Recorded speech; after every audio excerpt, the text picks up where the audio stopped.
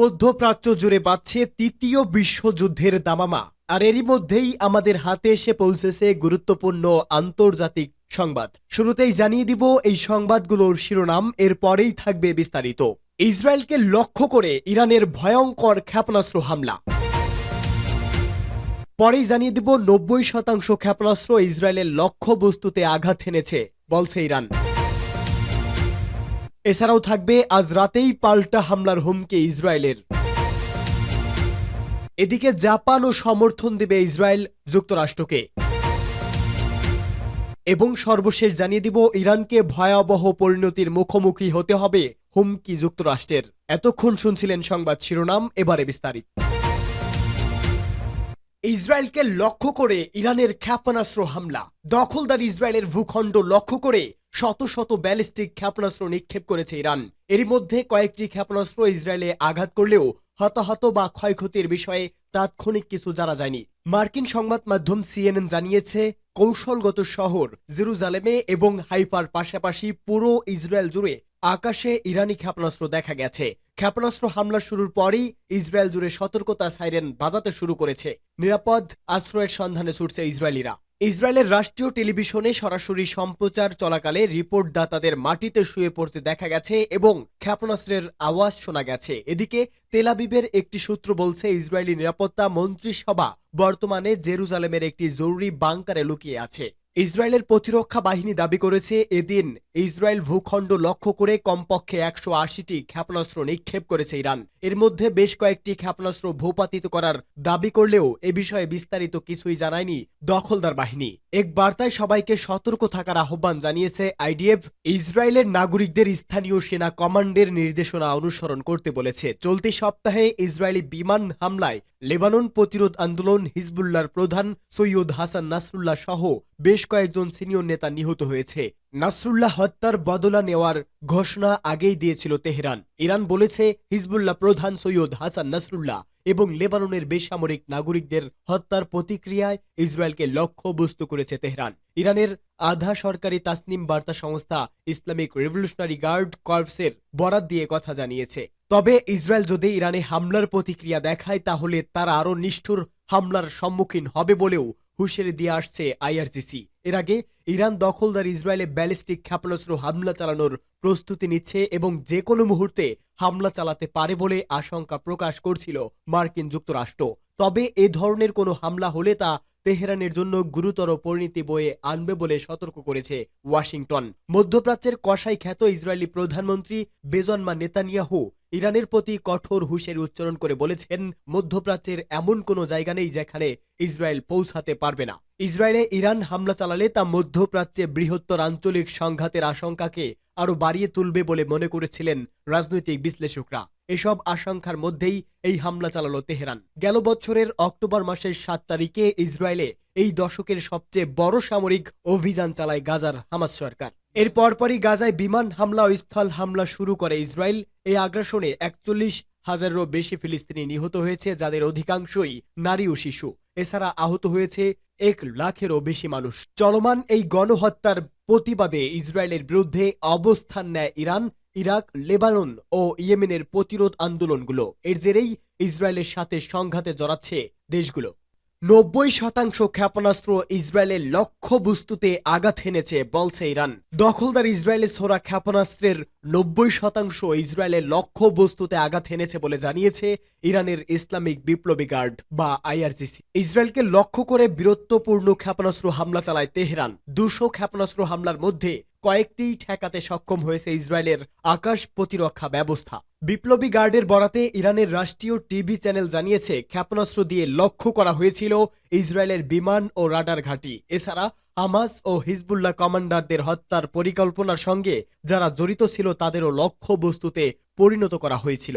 Iran জানিয়েছে, আন্তর্জাতিকভাবে স্বীকৃত নিজস্ব প্রতিরক্ষা নিশ্চিতেই ইসরায়েলকে লক্ষ্য করে হামলা চালানো হয়েছে। এদিকে ইরানের হামলার পর সামাজিক যোগাযোগ মাধ্যমে অসংখ্য ছবি ও ভিডিও প্রকাশিত হচ্ছে। এতে দেখা যাচ্ছে মিসাইলের আঘাতে কোথাও কোথাও গভীর খাদের সৃষ্টি হয়েছে, কোথাও ছড়িয়ে ছিটিয়ে পড়ে আছে মিসাইলের ধ্বংস অবশেষ। আজ রাতেই পাল্টা হামলার হুমকি ইসরায়েলের। মধ্যপ্রাচ্যে আজ রাতেই শক্তিশালী হামলা চালানো হবে বলে হুঁশিয়ারি দিয়েছে ইসরায়েলের সামরিক বাহিনী। ড্যানিয়েল হাগারি এক বিবৃতিতে বলেন, বিমান বাহিনী তাদের তৎপরতা চালিয়ে যাচ্ছে। আজ রাতেই মধ্যপ্রাচ্যে শক্তিশালী হামলা চালাবে। গত বছর জুড়েই এই অঞ্চলে এমন হামলা চালানো হচ্ছে।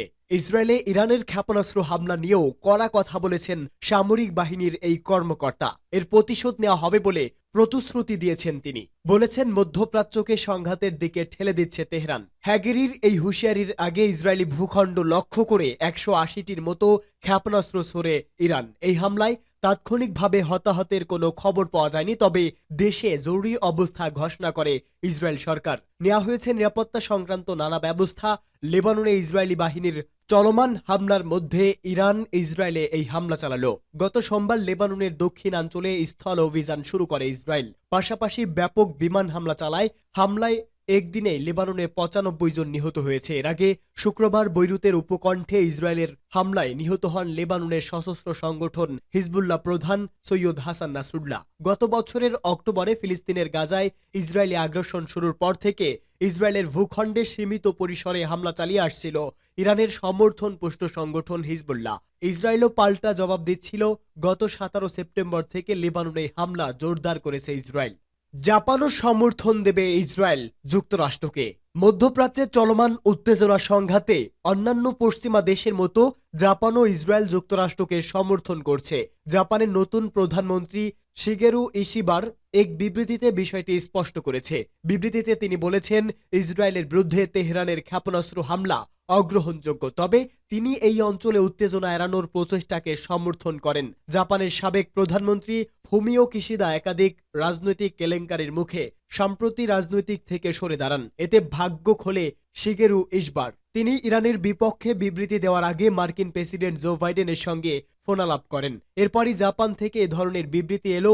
ইশিবা বলেন, আমরা এর তীব্র নিন্দা করি, কিন্তু একই সময় আমরা পরিস্থিতি শান্ত করতে চাই, এটিকে পূর্ণ যুদ্ধে পরিণত করা ঠেকাতে সহযোগিতা করতে চাই। প্রসঙ্গত, ইসরায়েলে ভয়াবহ হামলা চালিয়েছে মধ্যপ্রাচ্যের অন্যতম শক্তিশালী দেশ ইরান। হামাসের সাবেক প্রধান ইসমাইল হানিয়া, হিজবুল্লাহর প্রধান হাসান নাসরুল্লাহ ও ইসলামিক বিপ্লবী গার্ডের কমান্ডারদের হত্যার প্রতিশোধ হিসাবে ওই হামলা চালানো হয়েছে। ইসরায়েলকে লক্ষ্য করে দ্বিতীয়বারের মতো সরাসরি হামলা চালিয়েছে তেহরান। ইসরায়েলি সংবাদ মাধ্যম দাবি করেছে, হামলা ইসরায়েলকে লক্ষ্য করে একসঙ্গে ২০০রও বেশি মিসাইল ছুড়েছে ইরান। কাতার ভিত্তিক সংবাদ মাধ্যম আল জাজিরা জানিয়েছে, জর্ডানের রাজধানী আম্মানের আকাশ দিয়ে মিসাইল উড়ে যেতে দেখা গেছে। মিসাইলের কারণে জর্ডানেও সাইরেন বেজে উঠেছে। ইরানকে ভয়াবহ পরিণতির মুখোমুখি হতে হবে হুমকি যুক্তরাষ্ট্রের। হামাস প্রধান ইসমাইল হানিয়াকে হত্যা ও লেবাননে নজিরবিহীন বিমান হামলায় শীর্ষ সামরিক জেনারেলকে হত্যার জবাবে ইসরায়েলে পাল্টা হামলা চালিয়েছে ইরান। ক্ষেপণাস্ত্র আঘাত হানার সময় ইসরায়েল জুড়ে বেজেছে সাইরেন। বিস্ফোরণের শব্দ শোনা গেছে জেরুজালেমে এবং জর্ডান রিভার ভ্যালি থেকেও। ইসরায়েলিরা নিরাপদ স্থানে অবস্থান নিয়েছে। রাষ্ট্রীয় টিভি সম্প্রচারের সময় সাংবাদিকেরা মাটিতে শুয়ে পড়েছে। হামলার পরিপ্রেক্ষিতে ইরানকে হুমকি দিয়ে রেখেছে যুক্তরাষ্ট্র। এক বিবৃতিতে পেন্টাগন বলেছে, যুক্তরাষ্ট্রের প্রতিরক্ষা মন্ত্রী ও ইসরায়েলের মন্ত্রী ইয়োব গ্যালন্টের মধ্যে আলোচনা হয়েছে। ইসরায়েলের উপর সরাসরি সামরিক হামলার জন্য ইরানকে ভয়াবহ পরিণতির মুখোমুখি হতে হবে। এছাড়া ইসরায়েলের প্রতিরক্ষা বাহিনীও ইরানের এসব হামলার বিরুদ্ধে প্রতিশোধ নেওয়ার হুমকি দিয়েছে। কাতার ভিত্তিক সংবাদ মাধ্যম আল জাজিরার খবরে বলা হয়েছে, ইরানের হামলা সাময়িকভাবে শেষ হয়েছে। নাগরিকদের নিরাপদ আশ্রয় থেকে বের হয়ে আসার অনুমতি দিয়েছে ইসরায়েল। একই সঙ্গে খুলে দেওয়া হয়েছে তাদের আকাশসীমাও। এদিকে ইরান ক্ষেপণাস্ত্র নিক্ষেপ করার পরপরই হোয়াইট হাউস একটি বিবৃতি প্রকাশ করেছে। তাতে বলা হয়েছে, প্রেসিডেন্ট জো বাইডেন মার্কিন সামরিক বাহিনীকে ইরানের ক্ষেপণাস্ত্র গুলি করে ধ্বংস করার নির্দেশ দিয়েছে। এর আগে গত ১৩ এপ্রিল ইসরায়েলে তেহরানের ক্ষেপণাস্ত্র হামলার সময় ইরানি ক্ষেপণাস্ত্রগুলোকে গুলি করে ধ্বংস করার ক্ষেত্রে গুরুত্বপূর্ণ ভূমিকা পালন করে মার্কিন বাহিনী।